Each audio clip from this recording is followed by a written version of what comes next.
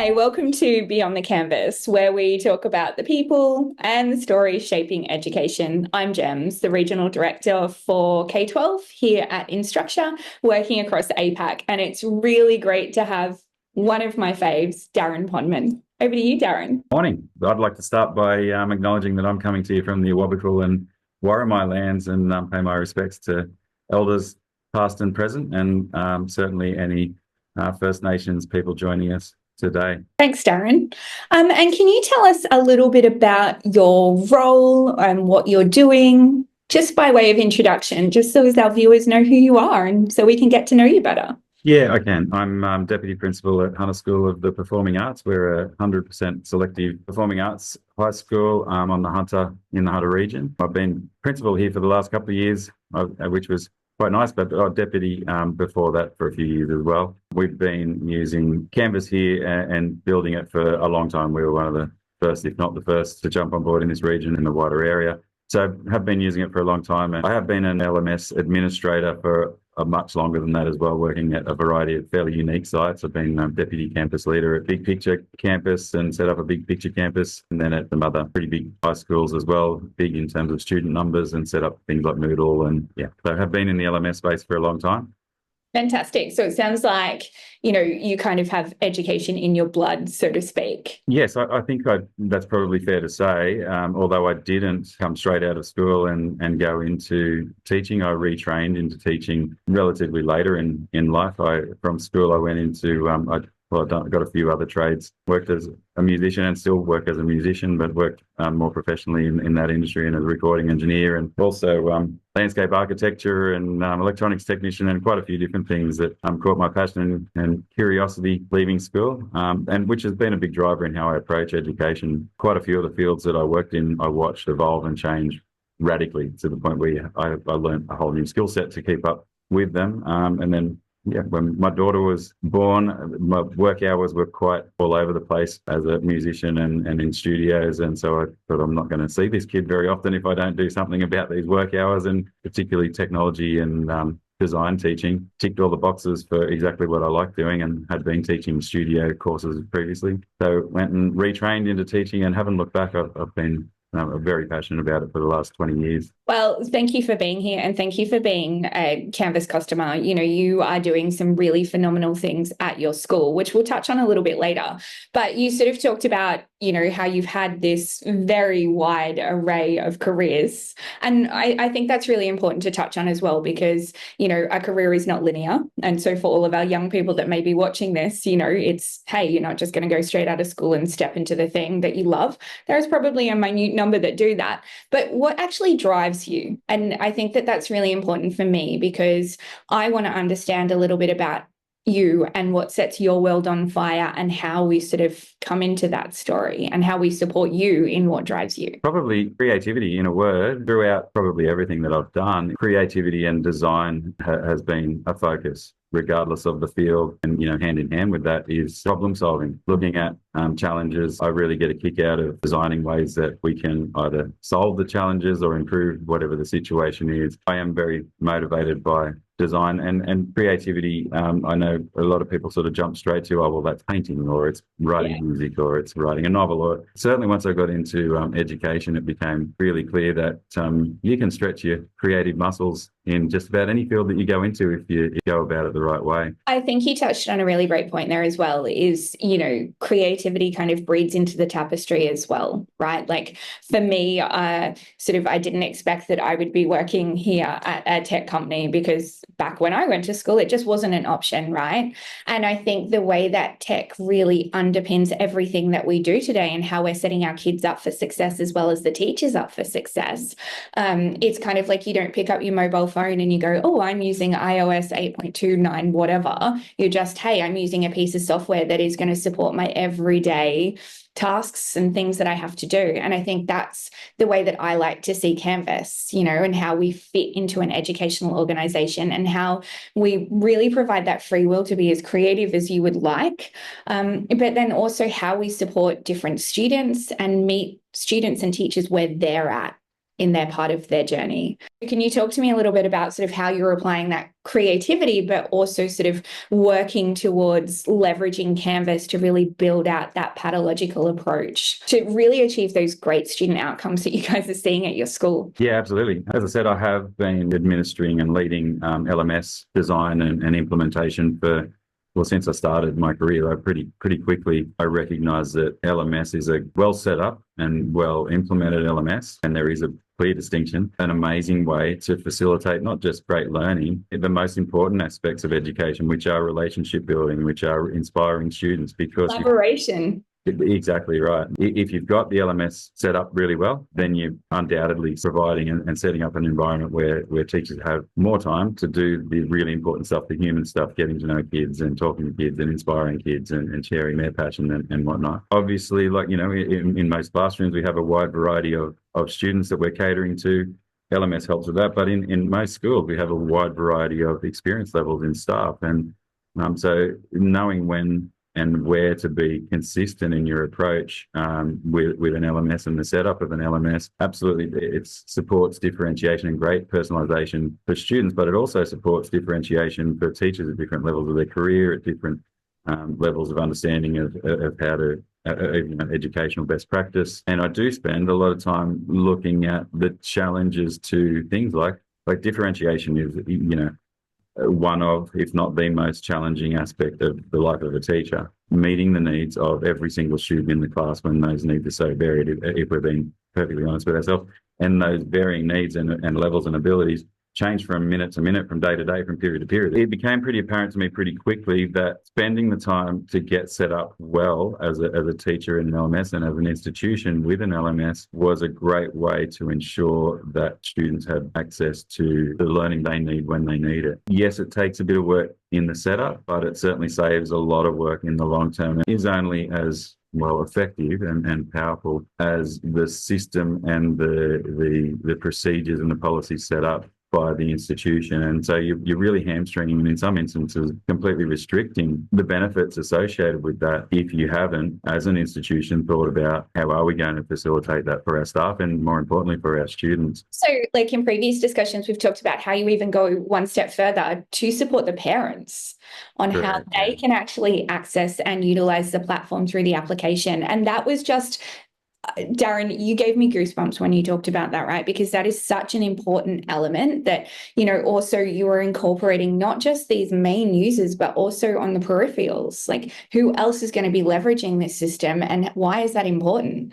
Because I know that at my son's school, they do not have a learning management system set up yet.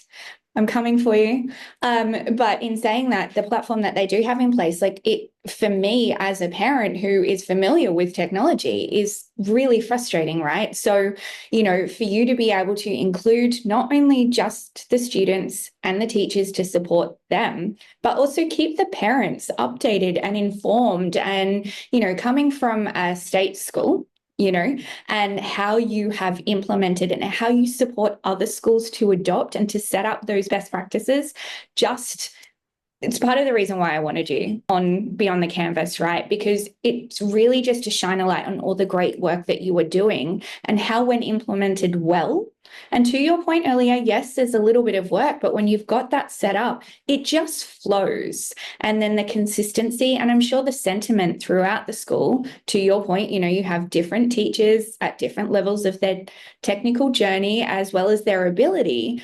But once implemented well, high five to you. Darren, can you talk to me about how you are removing that administrative burden from your teachers and how you're leveraging platforms to do so? So whenever we put anything together and design anything, obviously we do that in a very collaborative way. And we are believers in the idea of the learning team. And the learning team is the student, the teacher, and the parent. Design and set up our courses and users in mind. You use Google Classroom and you use Canvas and you use Teams and you use Moodle, and because then you've got a situation where the students are going from class to class and not just having to get used to how a teacher's mind works for the navigating of that Canvas or that Google Classroom or whatever.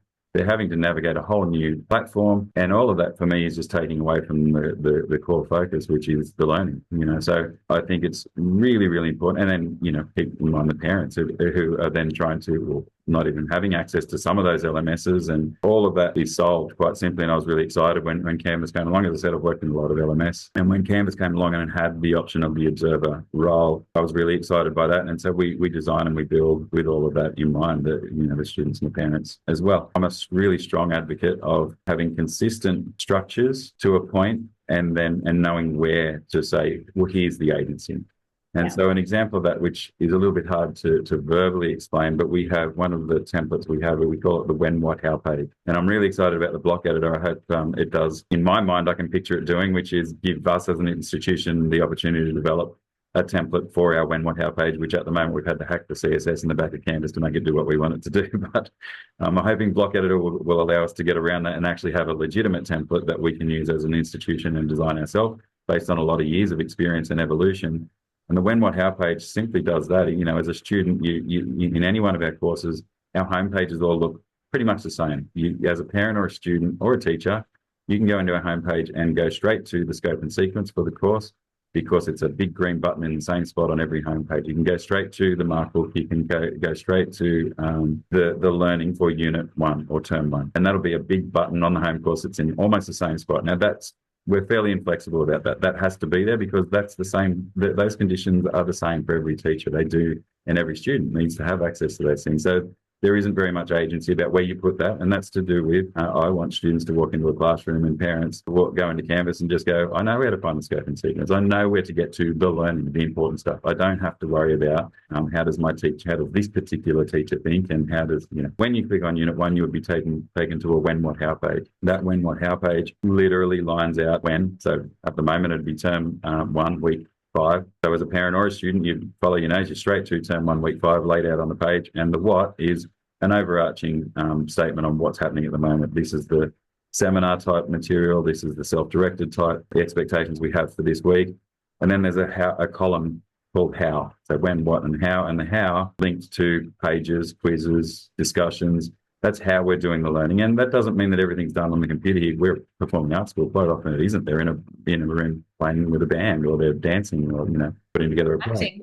Exactly. And so, but when they click on that how button for that particular topic, concept, whatever it is, it might just be a page that's brought up onto the screen at the front of the room so everybody can see it, that's outlined, has the learning intention, and is outlining what's happening. That's where the agency lives. And for me, that's where the agency should live. The teachers can put whatever they want in the how page. I want them. We've got amazing teachers here at HSPA. We're really lucky, who come up with a wide variety of really engaging and creative ways to inspire and motivate students and to teach them. I want them to have full agency there. That's where the agency belongs, not holus bolus picking, because more often, apart from that, the teachers then have to go and learn an LMS. If we're saying take whatever LMS you want, they have to get their head around all that. It's a big picture version, I guess, of how and then it gets much more granular from there. But what's really great around that is not only are you giving the kids structure because they know how to find it, but also you're basically setting the teachers up for success as well, right? So there's a standardized flow. It doesn't matter where they are. They know that this is their flair. Add your flair. Go gangbusters, make it as amazing as you want, right? So you're removing that, hey, I'm needing to think about X, Y, and Z, but giving them access to be creative and the parts that are important to them, which is how they educate their kids, and, bringing their own creativity into that. And I'm sure that there's collaboration, right? And I know that in previous conversations, we've spoken about how you're using commons within the institution to support teachers to have that collaborative space, build that sense of community, and not having to sort of go out to external pages or external groups and also, within the school, you've probably got, let's call it a tone of how you teach, and also a tone of that community, right? So it's that consistency for teachers. What's the sentiment around sort of leveraging Canvas Commons in the institution? Yeah, we use it quite a bit, less so than we used to now that templates is an option for us. That's been fantastic. So we use templates at the start of when we want to roll out, an assignment template or something along those lines. We'll generally now put it in the course template, take everything else out of the course template and just put the new thing in the course template at the start of the year. So every course starts with whatever new things that we've designed collaboratively together, assessment, task, notification, whatever that might be. And so that's taken back a little bit of the use of Commons. That was one of our big uses early on was, when we came up with something new we wanted to roll out across the school, we would put it on Commons. We still do that to a degree. The Commons for us is being used. We're sharing a lot of what we do with other schools. Wow. Fantastic. Thank you. There's some really good stuff up there that we've put up there. I love the idea of transparency in terms of how we work across the school and inspiring teachers, inspiring each other. So every one of our teachers is set up, and people have varying thoughts on this, but I strongly believe it's important. An administrative account that allows them to see all courses, and we call it the See All Courses account. And so all teachers can go into any other course and have a look at how other people are doing things. And they certainly, a lot, me included, we learn a lot from each other in that way. And then what we can do is copy content from other courses, quite literally straight copy Canvas course, select that item and bring it in rather than go through Commons if we need to. And so that happens quite a bit. That's the approach we've taken for about 9 years now. It's working. It's absolutely working. And people ask occasionally, well, aren't you worried about losing work or people breaking things and whatnot? And I think, again, one of the things that I was really excited about right at the get-go with Canvas is things like the beta environment, the test environment, and then the version history and pages. It'd be great to have version history and discussions, just putting that out there. Yeah. So version history and pages gives us a sense of security on that front. So worst comes to worst, we can not only see, we can go back and find, like if somebody does actually, and they're not going to do it maliciously, but if someone accidentally breaks a page or something like going into another course, go into the version history, roll it back, you can actually even see who it was and go to them and say, hey, do you need some support with using Canvas pages? Because, we noticed that you deleted your such and such. But don't worry, because we'll help you out. Because we can fix it. Yeah, and if not, your CSM and the support team will help out anyway, right? You've given your people license to explore, to play, to be creative, to get in and have a crack, right? Yeah. And I think, the LMS across whole of school, and sort of you touched on, obviously, how you're sharing content out to other schools. I think a lot of other schools are not sort of met with the affordances of, working in Sydney or sort of around your area. Yeah. More Canvas schools, right? I was speaking to a school up in Tamworth the other day who was considering adopting, right? And they're rural and remote.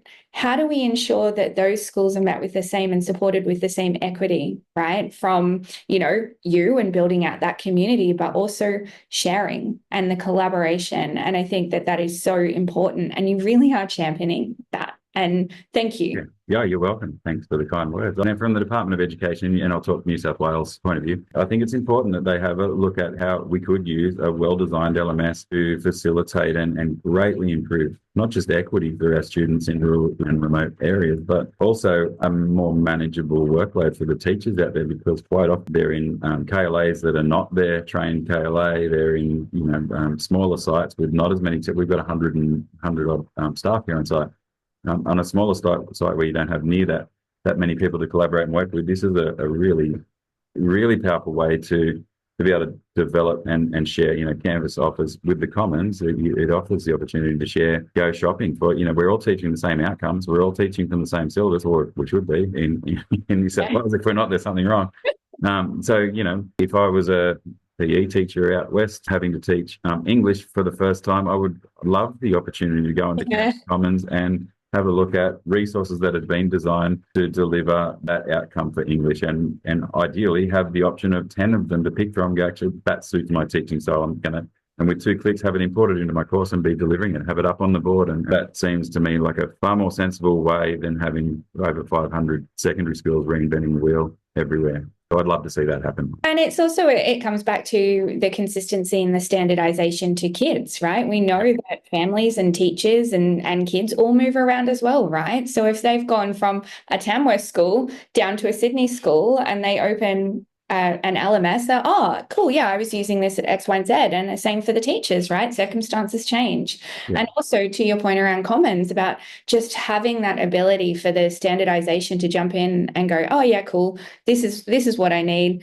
This content has been approved by X, Y, and Z. I know that it's been utilized. Happy days. I don't have to use my brain as much. And it just sort of gives me back a certain amount of time back in my day. Like, I think that's even, not just the department, but there are so many organizations that I've seen coming back that I see so much opportunity for Canvas Commons, and I think people are a lot more open to that collaboration. Something that stands out for me that you're doing at your school, though, that I'd really love to talk about is around that HSC monitoring and the compliance requirement, and how you sort of leveraging just our platform to do that. Well, time saving, firstly, but also peace of mind for HSC teachers knowing that they are compliant, because in New South Wales, the HSC, it's a pretty big beast. From a teacher's point of view, there's quite a bit of responsibility that's placed on teachers to ensure that they are compliant with the requirements of the HSC from the NESA and the department point of view. In a lot of schools, they use a more manual-based HSC monitoring system, which is a big binder folder. And when I say big, I mean, several inches documents, whether that's programs, roles, you name it, that have been printed out and placed in the folder for compliance checks, and then are pretty much out of date 2 days after they're put together. And so, to keep on top of that is, and to have it authentically compliant, for want of a better term, but have it authentically up to date, let's put it that way. Right. Yeah.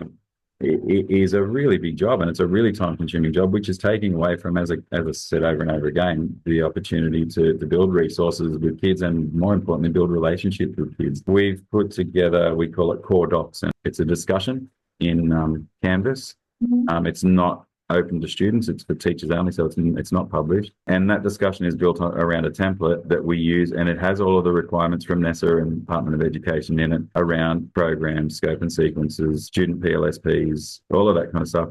But because we integrate pretty nicely with SharePoint, things like scope and sequences and assessment schedules, they're all on SharePoint and they're live documents. And those two, scope and sequences and assessment schedules, are on we keep them on a public SharePoint, because again, to make sure that parents can access them as well. They just link directly to the Canvas Core Docs discussion page, if you like. A lot of strategy behind building that and getting it set up so that it's sustainable. And it's not just about the Canvas course or about the Core Docs page, it's the things that it's linking to. So it's making sure that you've got your administrative systems, whether that's central or whatever it might be.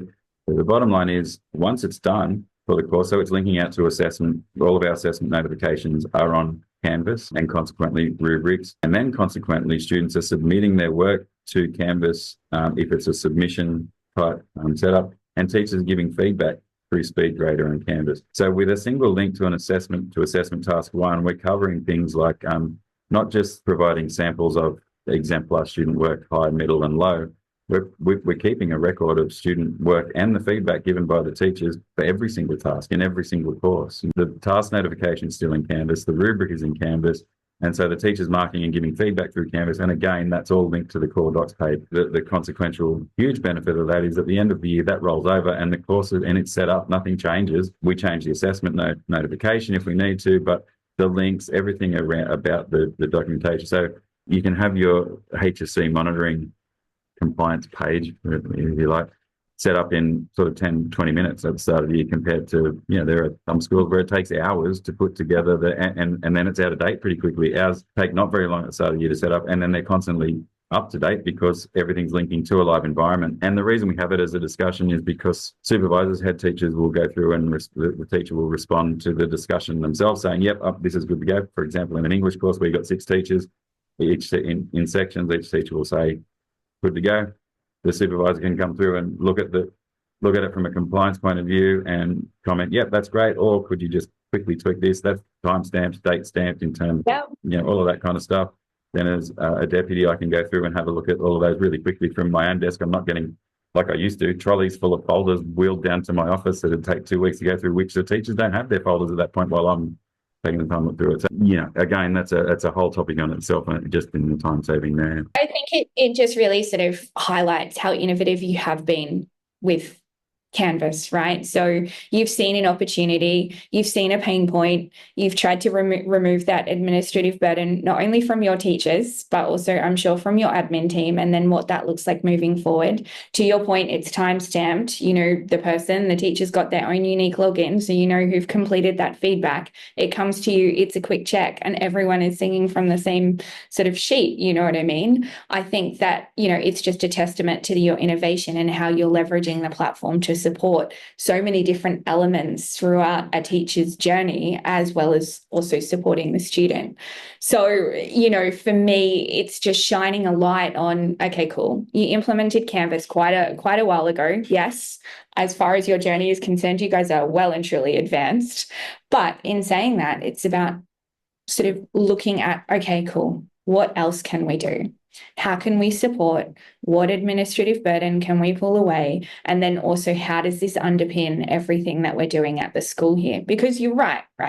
With your school, it's creative, you know, but then it's also, okay, cool, with the mobile app, are you using sort of recording to capture a dance performance and uploading that? A teacher can watch it, provide all of the comments, put it into a discussion, kids can leave feedback, you know, like the opportunities are endless. And that's what I really love about how you're leveraging Canvas. And then the willingness to support other schools. It just makes my heart so happy. Like every time we talk, I always get goosebumps, because for me, it should be about sharing. You know, education is something that it's a lifelong journey. I'm still learning, right? And so for me, when I reflect upon my learning and my relationship with education, it probably would have been really different. You know, if I had have had, you know, you're talking about teachers building that relationship with students, you know, we can all remember our worst teacher, yet we can all remember our most favorite teacher ever, right? And I think that's sometimes what's missing, and you're giving teachers back time and license to do that. And I love it. Thank you.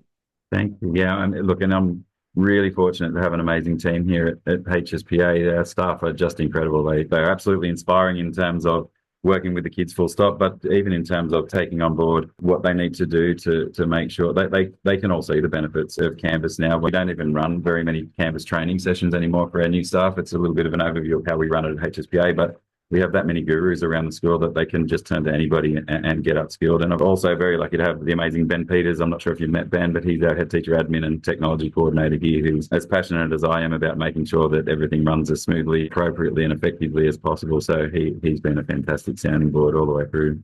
Well, I'm just saying that off the back of this, I'm sure that you are going to have a lot of inquiries. So we're probably going to have to meet Ben, and he's going to absolutely be the man of the match. And there'll be a lot of questions coming for both of you. I think also something that really stands out for me as well is, you know, we've touched on quite a few different elements of Canvas, but I know that you're also, you know, Canvas is a part of what makes up your tech stack and your ecosystem, right? And I know that you're working with quite a few different partners, and we love to hear that, right? Because for us, we want to make Canvas open. We want to make Canvas easy. We don't want to put a wrap around it and say, no, you can't use this, you know? And I think you've really embraced working with partners as well. So, you know, every time I talk to someone in the ed tech space, I always go, oh yeah, you know, I'm talking with Darren, that everyone knows you. So you're obviously a bit of a standout. So again, thanks for championing that as well.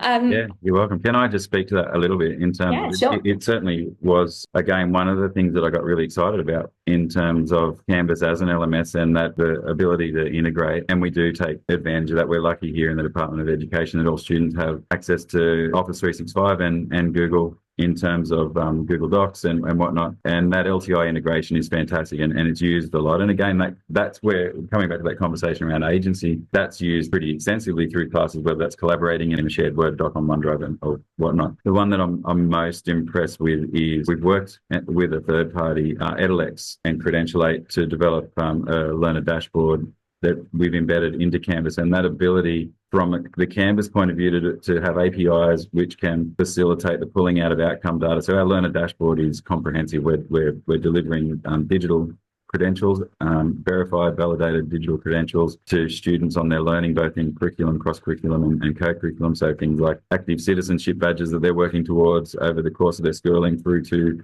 outcome 4.3 in stage 4, their digital badges. And all of that, again, is generated just purely by good practice. And that's at the heart of our design, is the focus has to be on education. And so what that means in this space is we went, okay, I just want the teachers to be marking a rubric in SpeedGrader against the kids' work. That's all I want them doing. I don't want them to have to worry about anything else, because that's good practice, giving that regular feedback and then using that data. And then I want them to be able to use that data to look at automatically, not generate it, not make up a spreadsheet, just look at the data and see which kids need some more support and which kids need some more challenge. So the mastery learning gradebook in Canvas is huge now that we've got our mastery system set up.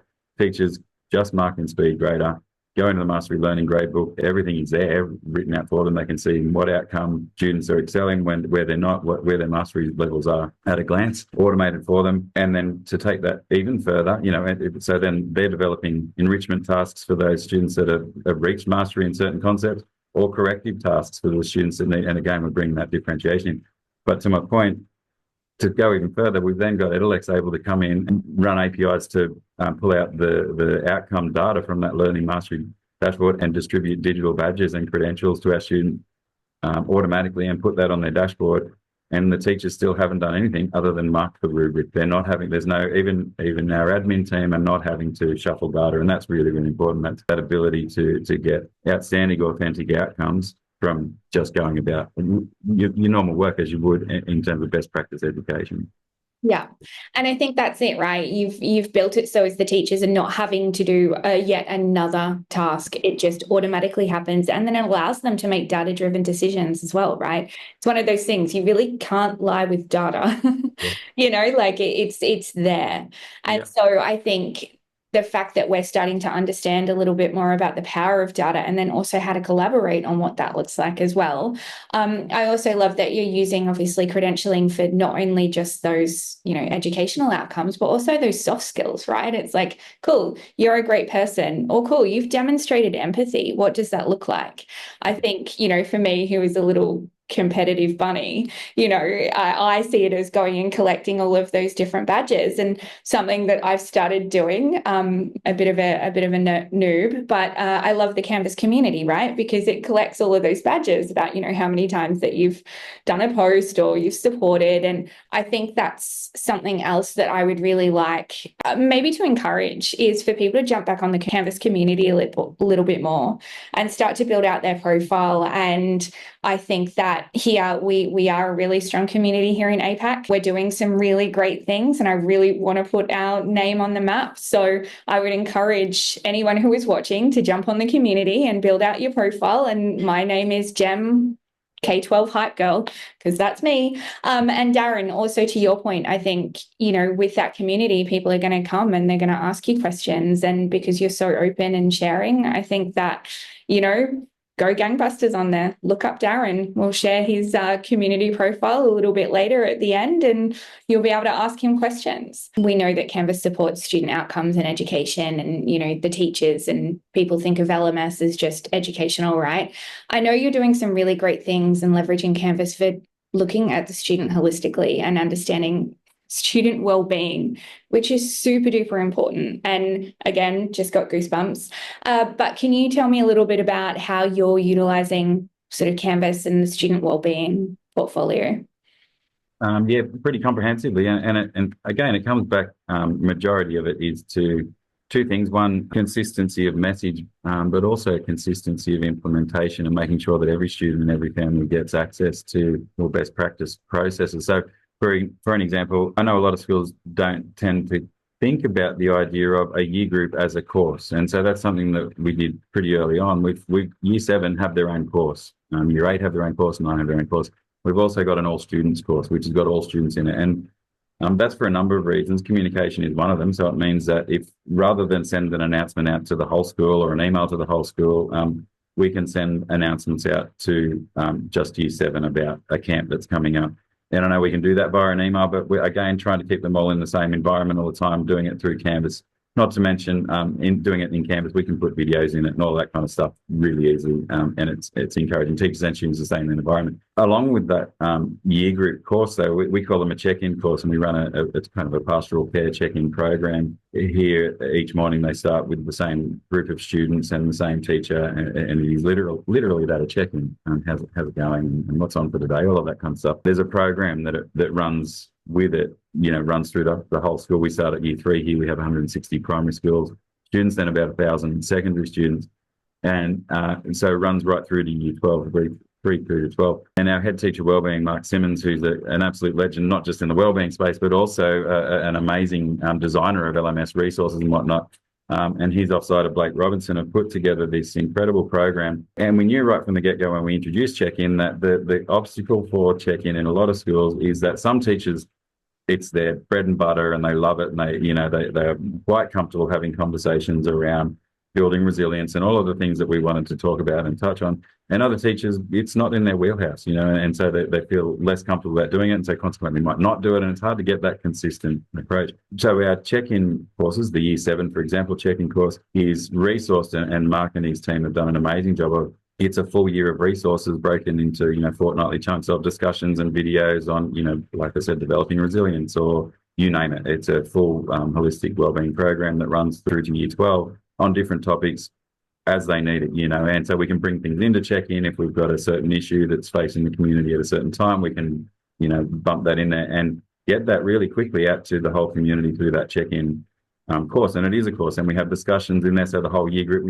there might be competitions around who can get a photo in front of such and such and all of that kind of stuff. And it is just using the tool to facilitate best practice. Along with that, we've got about 3 or 4 courses that are public courses. In other words, obviously exactly that. They're more like a website than a Canvas course. One of them, we have a student learning support course, and it's got numeracy, literacy, technology, and academic supports, 4 sort of sections. And so students at any time can go in and get support on writing an essay, if they're writing an essay for an assignment, and videos walking them through that, or how do I submit an assignment on Canvas? That's all in the technology kind of section. The reason we make it public is because that just sits on you can click on an image on the homepage for literacy or tech support and go straight into it. If that was a course in a term, then every time it rolled over, we'd have to be updating links in 260 odd courses. Just by having it public, there's nothing confidential in there. Nobody's enrolled in those courses. By having it public, it makes it nice and easy to use that link. So another one of those public courses we have is the parent support course. So we've developed a course for parents for conversations around kids that are not wanting to come to school. We fortunately don't have very many of them here because we've got a bloody great school. That sort of thing, and the conversations that parents are inevitably going to have with a teenager, and support to do that, and links to things like whatever it might be, Lifeline. We're not writing it all ourselves, but we're providing access to the most up-to-date support through that course. And that in itself has been really successful in terms of, we might push certain things out at, every couple of weeks in a newsletter, or if I'm having one family that I'm talking to that needs a bit of support in a certain area, I can just send them a link to that parent support course. So I need that link. I have a almost 13-year-old curator who is not wanting to go to school. So probably also because he doesn't have Canvas and it's not set up the way that you have. But, I don't know if you saw my face, but I almost cried when you were talking about sort of that student community and, again, that collaboration point and how you're using, it just makes sense. Also, how you're communicating with parents and sending that out to just all Year 7 groups, or what that looks like. I referenced to someone the other day that I need an EA just to go through my emails that I'm receiving from school.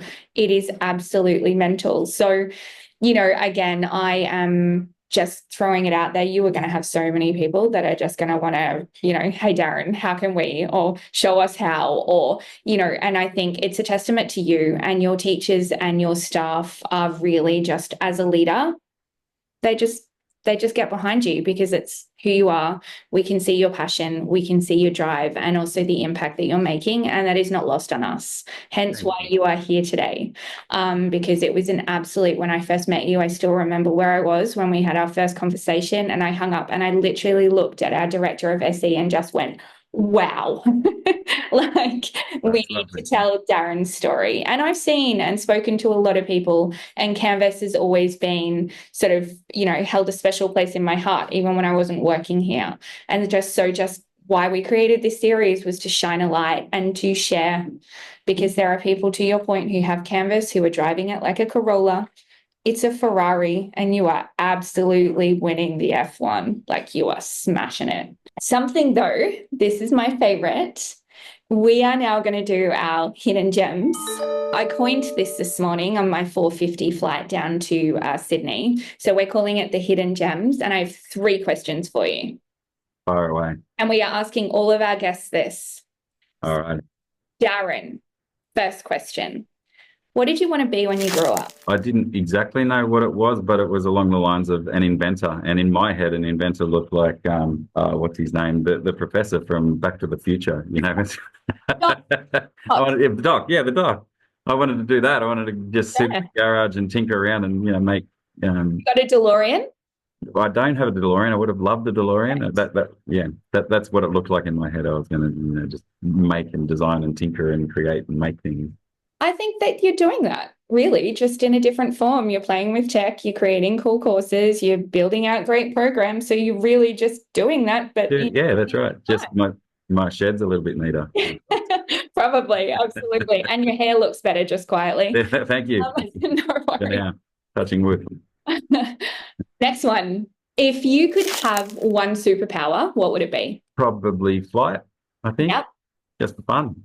Yeah. Just looks like fun. Yeah, I concur. I would love to be able to fly. Absolutely. Nice one. And lucky last, what do you love most about Canvas? I think the flexibility, like I've said, integrate with other tools, the ability to keep the focus on educational and pedagogical best practice and use it as a really effective tool to make that happen. I've been caught up in all of the trends and all of that kind of stuff, and some things come and go. I'm a pretty staunch advocate of looking at the long lasting. We know explicit teaching and feedback and mastery learning. Bloom's come up with that in 68 or whenever it was. Those things are super important and the things that we should be focusing on. And as I said, motivating and inspiring students is really our job. And I'm all over the AI thing. I do think it'll play a great part in education.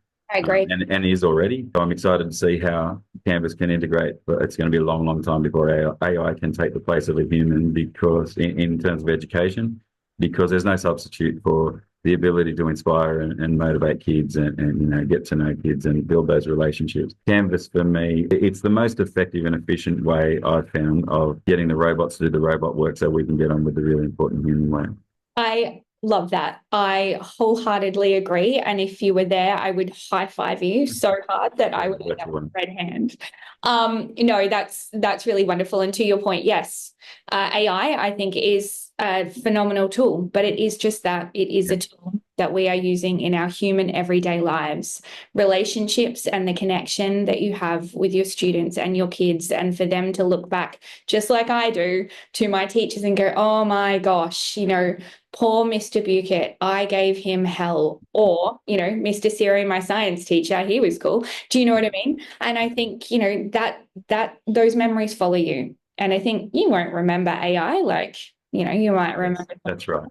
And you won't remember Canvas. You'll remember that you use a platform, but you're really just making space for your teachers to be teachers, to teach and inspire and to shape our young people to be the best version of themselves and to reach their true potential. So thank you. I love it. Well, you're very welcome. Thanks for having me. No, easy choice.